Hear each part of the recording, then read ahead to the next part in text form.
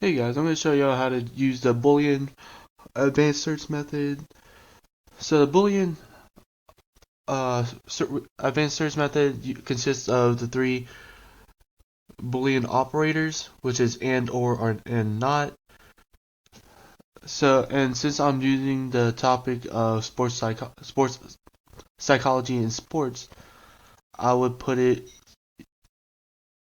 as an example, college students and test anxiety, and for or cloning or genetics, and for not cloning not sheep.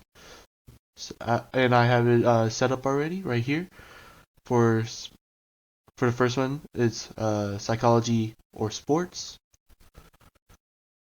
psychology and sports, and psychology, sports and but not psychology. And it brings up, as you can see, they all bring up different links that I wouldn't have gotten if I just looked up sports psychology.